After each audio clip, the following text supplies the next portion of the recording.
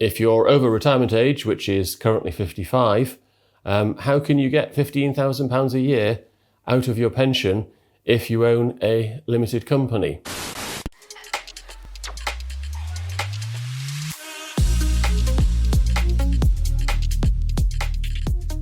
If you're over retirement age, which is 55 in the UK currently, obviously rising to 57 in 2028, unfortunately, for your younger ones, we're going to show you here how you can get £15,000 a year tax-free out of your company using a SSAS pension. So what is SSAS? SSAS stands for Small Self-Administered Scheme and has to be established by your limited company. And that limited company must be actively trading. We did have a case of this very recently, so I thought that was worth illustrating for you. We had a gentleman who was over the age of 65, but still very active in his company, still an active director, but obviously potentially looking to wind down, looking to take less income out of the company and manage his affairs in a more tax efficient way. He obviously wanted to pass the company on to his children, and he wanted to start taking a step backwards. So what we showed him is how he could potentially switch his dividend payments into pension and take out £15,000 of tax-free cash every single year, which of course he was delighted to do. So let's have a look at how we set up SSAS first of all. So SSAS has to be sponsored by your limited company, and let's assume there are 2 directors. It's always helpful. And the limited company will sponsor the SSAS. SSAS, as you will know, is just a big box. So let's say we've got the husband and wife. And in this particular case, what we had was the husband was the main director in the company, and he was still working 3 or 4 days a week just to keep his hand in. Why not? So, but what he was doing was taking out dividends from the company on top of, I think he was already actually in receipt of state pension. So clearly that had used up his personal allowance, and he had income from other sources potentially. So he didn't need the dividend income really, and he was paying probably unnecessary tax, but he really wanted the extra sort of 15,000 a year to pay for his cruise and his holidays, and why not? So he said to him, I said, well, I'll tell you what, look, turn off the dividend payment to you, stop paying the income tax unnecessarily, because all he was doing was accumulating funds in his deposit accounts, earning a bit of interest and paying even more tax on that interest, which seemed a crazy thing.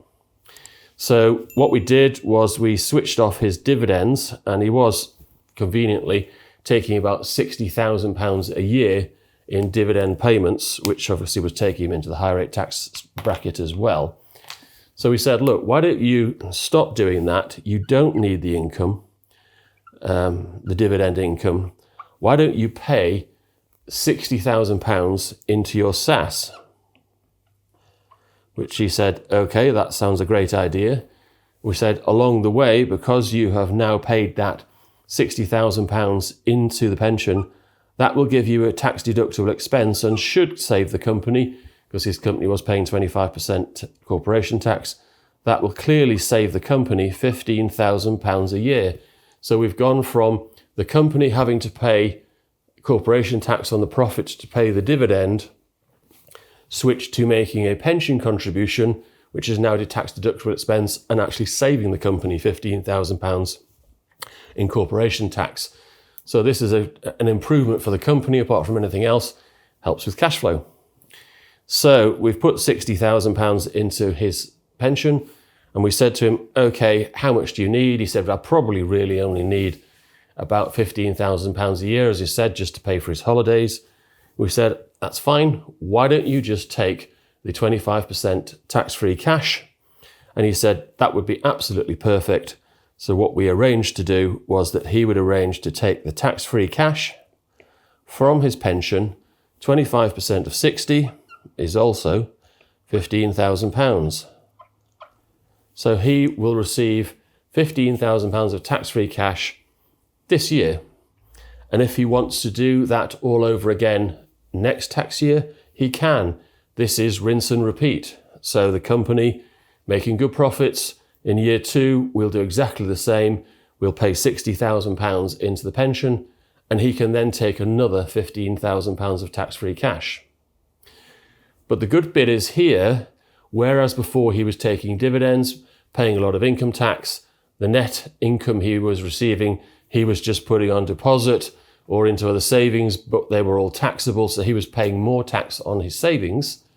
This way, we've put 60,000 in, taken 15 out, so obviously that leaves you with a net £45,000 in the pension scheme after tax-free cash. So we've got next 45. And obviously that £45,000 of net value in the pension scheme can now be invested, depending on how he wants to invest, stocks, shares, deposit accounts, gilts, fixed interest, whatever it might be. But of course it's invested for a gross return. So there is now no tax on the investments that he is making inside the SSAS. So again, we've improved his income tax position quite markedly, or certainly the tax he's paying on his investments. Let's stop doing that. Let's get a gross return on those investments. His long-term aim is probably going to be to leave the pension scheme to his either his wife or even his children and grandchildren. And that's obviously a subject for another video. But really, this is about protecting wealth and growing wealth in a tax-free environment. So on top of that, of course, as many viewers will know, by putting money in the pension scheme, he also limited capital gains tax on any rise in the value of investments.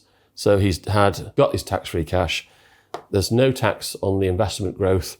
There's no capital gains tax to pay. This is a win-win-win. This is how you use SSAS.